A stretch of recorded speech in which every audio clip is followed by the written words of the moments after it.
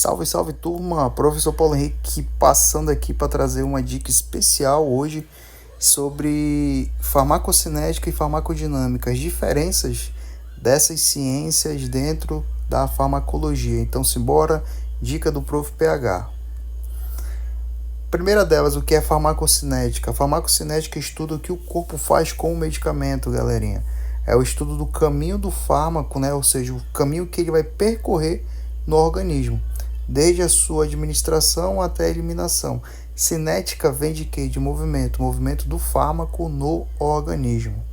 Já a farmacodinâmica, ela tem como referência estudar os efeitos bioquímicos e fisiológicos que os medicamentos exercem sobre o organismo e os mecanismos pelos quais essas respostas são produzidas. O foco principal sempre vai ser o quê?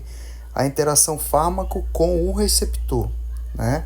E a nível de princípio essencial, a gente pode trazer que a farmacodinâmica, ela estuda o que o medicamento faz no organismo, revelando os seus mecanismos de ações e as consequências dessas interações. Beleza? Aqui eu trago para vocês as diferenças que são bem importantes. Vou até ampliar aqui para vocês, tá? Para ficar legal. A farmacocinética, o organismo age sobre o fármaco através de processos como absorção, distribuição, metabolismo e excreção, que são conhecidos como fases da farmacocinética. Nessas fases, ou nesse conceito, vai determinar o quê? A concentração do medicamento nos tecidos ao longo do tempo. Já a farmacodinâmica, o fármaco age sobre o organismo através de interação com receptores e sistemas biológicos. Determina a intensidade do efeito terapêutico e potenciais efeitos adversos. Ambos os processos são independentes. A resposta clínica ao medicamento depende tanto da concentração alcançada nos tecidos quanto a interação específica com os alvos biológicos, beleza? E aqui eu trago para vocês, né, as 4 fases da farmacocinética, que são a absorção, a distribuição, o metabolismo e a excreção. Na absorção, o processo de entrada do fármaco na circulação sanguínea vai variando conforme a via de administração, oral ou intravenosa, e propriedades físico-químicas do medicamento.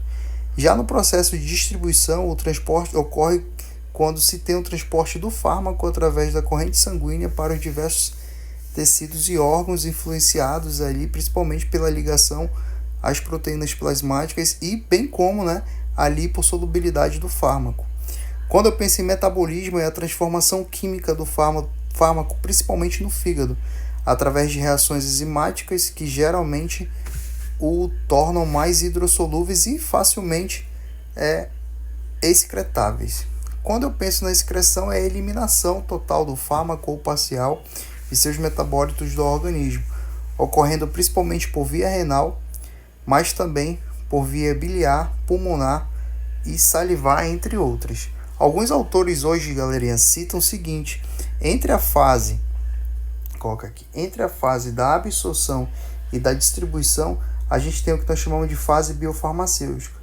Essa fase biofarmacêutica tem por objetivo principal transformar aquele fármaco que ele entra por via oral, ele é ingerido por via oral a nível sólido e é biotransformado, na verdade, ele é transformado em uma solução. Então, essa mudança inicial da absorção para a distribuição, alguns autores estão trazendo hoje como fase biofarmacêutica, que é pegar aquele fármaco que está sólido e transformar ele numa solução. Para quê? Para principalmente cair aqui na distribuição e, consequentemente, ser distribuído por todo o corpo. Então, essa é uma fase que vários autores estão citando hoje, principalmente nos artigos científicos mais atuais. Beleza, gente? Fiquem atentos com isso. Outro segredinho que muita gente usa, principalmente para fazer prova, é utilizar mnemônicos, né? Então tem muita gente que utiliza, para não esquecer, né, das etapas da farmacocinética, a sigla inicial A, letra A, né? ADME. Então você nunca vai esquecer: absorção, distribuição, metabolismo e excreção. Se em algum caso vier citando fase biofarmacêutica, ou o que seria, ou em que momento ela acontece, ela vai acontecer entre a fase da absorção e da distribuição. Beleza? Aqui princípios importantes aí no que diz respeito à farmacodinâmica, mecanismos fundamentais, né, que são essenciais dentro da farmacodinâmica. A ligação específica a receptores celulares que ativam cascata de sinalização, ou melhor, atividade intracelular. Relação dose-resposta de efeito biológico proporcional à concentração do fármaco. A gente consegue observar também o conceito de potência, que diz respeito à quantidade necessária para produzir determinado efeito. O conceito de eficácia máxima é a maior resposta possível que um fármaco pode produzir. Outro ponto importante que a gente consegue observar dentro de alguns conceitos é a JT, a famosa janela terapêutica, que é o intervalo entre a concentração mínima eficaz e a concentração tóxica, determinando a margem de segurança do medicamento. Beleza?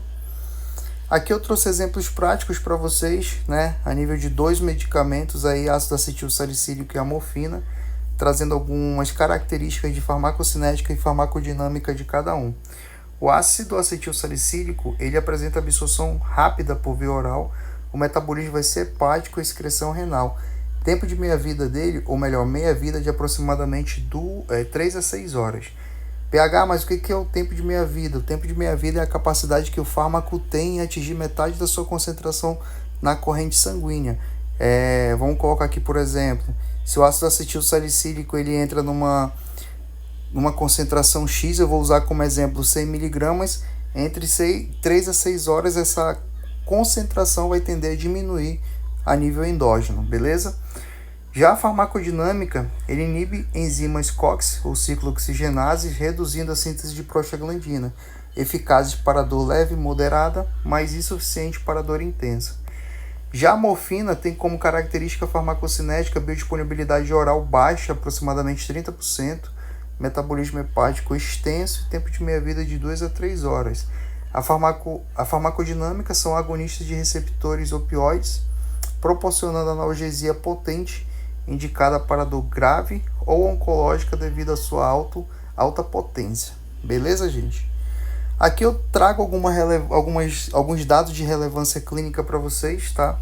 E 30% das respostas aos medicamentos entre indivíduos, elas têm como principal característica ali a especificidade, né? Principalmente devido às diferenças da farmacocinética e farmacodinâmica. Eu costumo dizer que a farmacologia está evoluindo tanto que em um determinado tempo a gente vai ter cada profissional farmacêutico ou profissional da saúde especialista em uma determinada classe de medicamentos, certo?